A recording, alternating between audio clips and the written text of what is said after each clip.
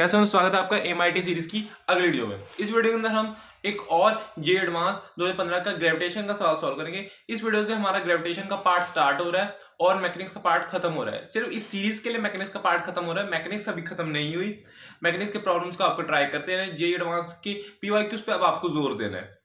जे advance के अगर आप पे टाइम है, आपका जे मेंस 1 में अच्छा स्कोर आ रहा है, आपके मतलब जे एडवांस के लिए आप मतलब तैयार हो, जे मेंस 1 में आपका अच्छा स्कोर आ रहा है, 98 99 परसेंटाइल आपकी आ रही है, एक NIT आपके हाथ में है, तो आप अब जे एडवांस के लिए डायरेक्टली जा सकते हो और कम से कम 25-30 साल के PYQs जे एडवांस के आपको सॉल्व करने हैं। अब आपका पूरा फोकस PYQs पे होना चाहिए, ठीक है। तो इस वीडियो से हम अपना ग्रेविटेशन का पार्ट स्टार्ट कर रहे हैं। तो इस वीडियो में हम 2015 का एक जे एडवांस का प्रॉब्लम उठाने वाले हैं। आपके सामने एक क्वेश्चन आ रहा है, आपसे खुद से ट्राई करो।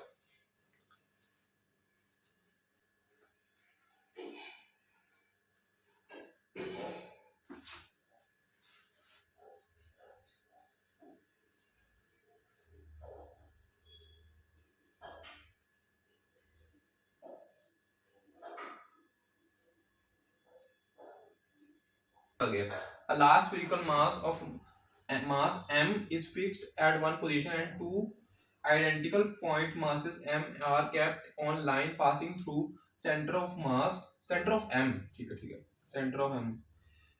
The point mass are connected by a rigid massless rod of length L, and this assembly is free to move along the line connecting them. All three masses interact only through their mutual gravitation interaction. When the point mass nearer to capital M is at a distance r is equals to 3L from capital M, the tension in the rod is 0. For M is equals to Km by 288, the value of K is, मैं पहले इसका diagram बना देता हूँ, ठीक है। आपने इसे कुछ ट्राई किया होगा।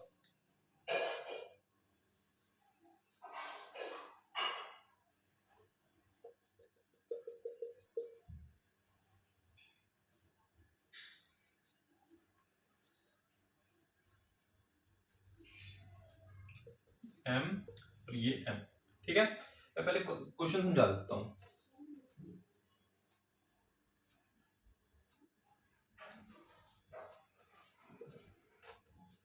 मैं पहले क्वेश्चन समझा देता हूँ, मैं कह रहा था, ठीक है।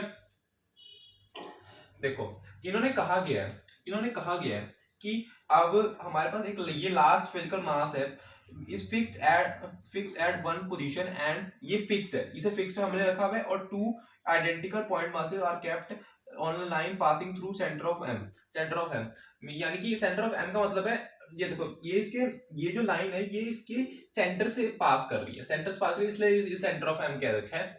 तो ये जो चीजें हैं, ये दोनों मासेस है और ये रॉड है, ये फिक्स्ड नहीं है, ये फ्री है। इसमें लिखा हुआ भी होगा, the point masses are connected by rigid rod of length L, and this assembly is free or to move along the line connecting them. देखा, ये फ्री है, और ये जो रॉड का मास है ये है ही नहीं, मतलब ये नहीं है, इसका मास नहीं, हमने ना इसकी लेंथ लेनी है। लेकिन अच्छा, all three masses interact only through mutual gravitation interaction. हमने और कोई भी फोर्स को नहीं मानना, हम सिर्फ ग्रेविटेशन की बात करेंगे, ठीक है। ग्रेविटेशन की इस क्वेश्चन के लिए बात करेंगे।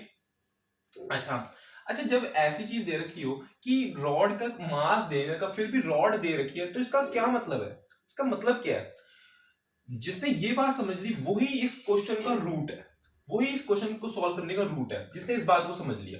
देखो, अब ये जो चीज है इसका मास तो है नहीं, सिर्फ ये दोनों हमारे पास जो पॉइंट मास, हमारे पास ये जो पॉइंट मासेस हैं, ये इसके यहाँ पे अटैच हो रखे हैं, लेकिन ये रॉड का मास नहीं दे रखा।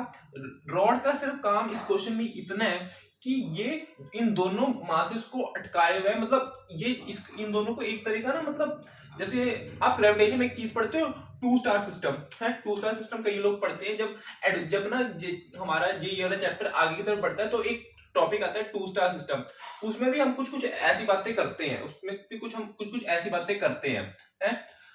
अब यहाँ पे हमारे पास, मैं एग्जैक्टली नहीं कह रहा वो टू स्टार सिस्टम बिल्कुल यही चीज है ना, बिल्कुल ये चीज नहीं है, मतलब वहां पे भी कुछ ऐसी बातें होती हैं, लेकिन यहाँ पे केस अलग है। तो अब यहाँ पे हमारे पास इस रॉड का काम है कि जिधर ये वाला मास m जाएगा साथ में इसको भी वहां खींच के लेके जाएगा। जिधर ये वाला मास जाएगा उधर इस वाले मास को भी खींच के ले जाएगा। कि भाई एक तरह का ये है कि भाई ये मैं अकेला नहीं जाऊंगा, तू भी मेरे साथ ही चलेगा जहां भी मैं जाऊंगा। ये एक इधर जाएगा तो ये इसे भी साथ में अपने ले जाएगा, ये इधर जाएगा तो ये भी अपने साथ ले जाएगा, है ना। इसका काम इन दोनों, इस रॉड का काम सिर्फ इतना है इस क्वेश्चन में, लेकिन ये इस क्वेश्चन में बहुत बड़ा रोल प्ले कर रहा है। कैसे? अब देखो हमारे पास, अगर मैं सबसे पहले इस वाले पॉइंट पे, अगर मैं इस वाले पॉइंट पे नेट फोर्स निकाल लूं, इस वाले पॉइंट पे नेट फोर्स निकालूं, वो कैसे निकलेगी है? सिर्फ इसकी बात करते हैं।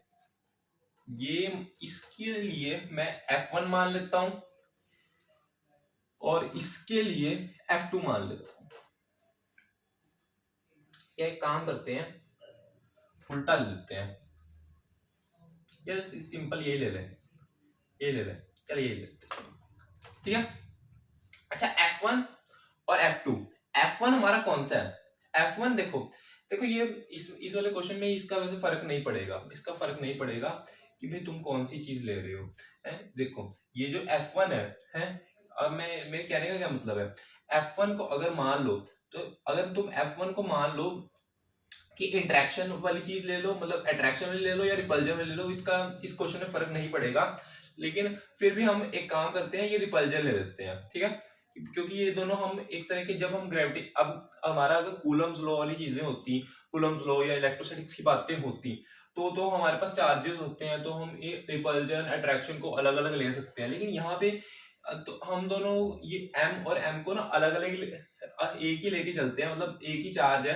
अब मास को तो वैसे कुछ चार्ज होता नहीं है, लेकिन हम जब इलेक्ट्रोस्टैटिक्स और ग्रेविटेशन में कई चीजें सिमिलर सी होती है ना, इसलिए काम करते हैं इन दोनों को सेम लेके चलते हैं, इसलिए इसे रिपल्जन ही मान लेते हैं।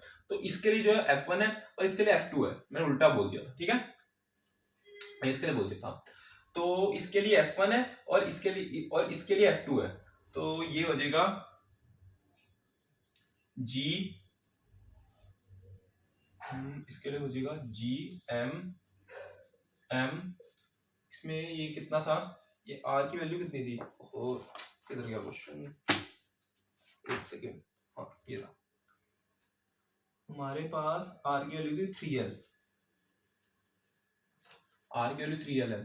अच्छा R की वैल्यू 3L है, और ये चीज R की वैल्यू 3L है, 3L स्क्वायर माइनस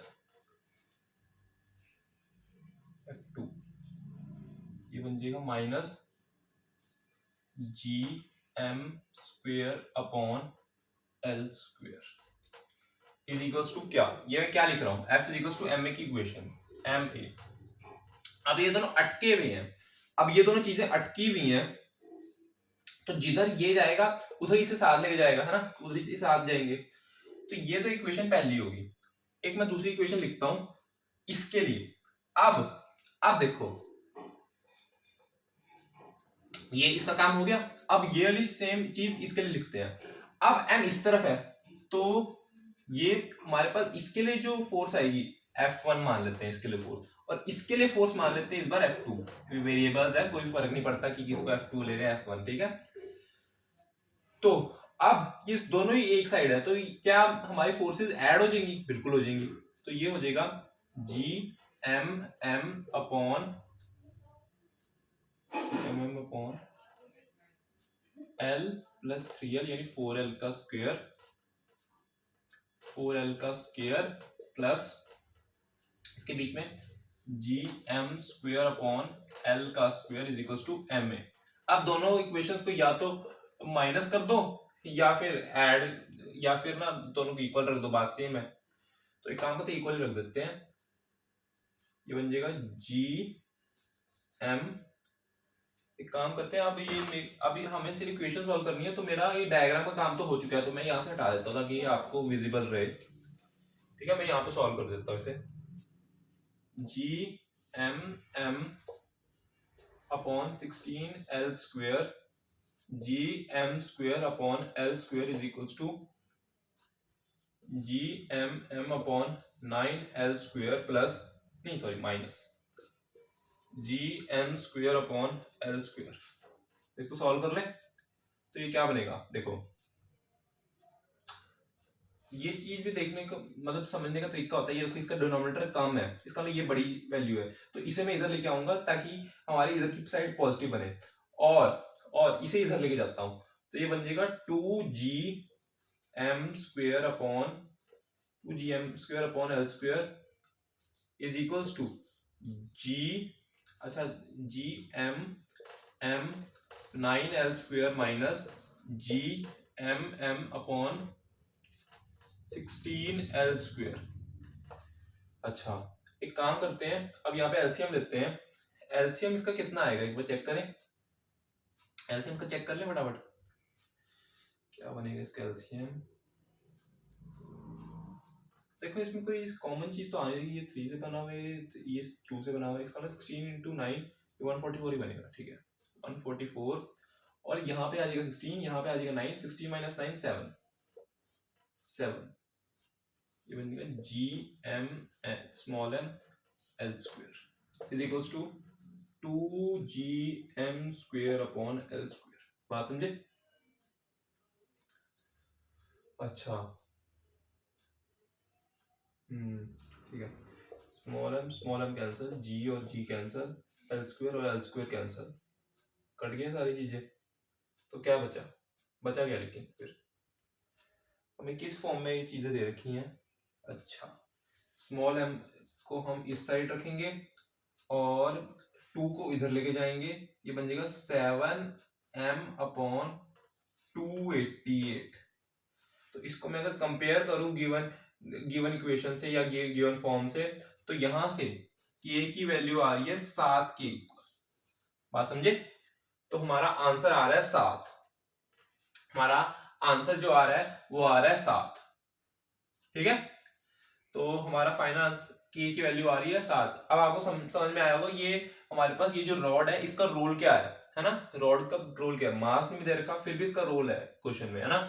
तो कितना बढ़िया क्वेश्चन था, यहाँ पे इसे बस अटका रखा था कि भाई जिधर ये जाएगा इसे साथ लेके जाएगा, दोनों की एक्सप्रेशन सेम आ रही है, इसका मतलब फिर हमने इक्वेशन को काट दिया, इसमें से एक कट गया और यहाँ से बस फिर कैलकुलेशन ही है, उसके बाद तो कुछ नहीं है। बस ये चीज समझनी थी, बाकी तो सिंपल फोर्सेस की इक्वेशन बना के उसको माइनस कर देना था, है ना, सिंपल था।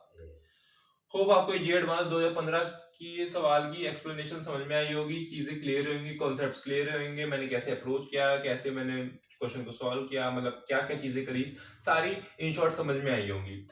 और ये वीडियो अच्छी लगी तो वीडियो को लाइक कर देना, चैनल सब्सक्राइब कर देना। Okay, thank you.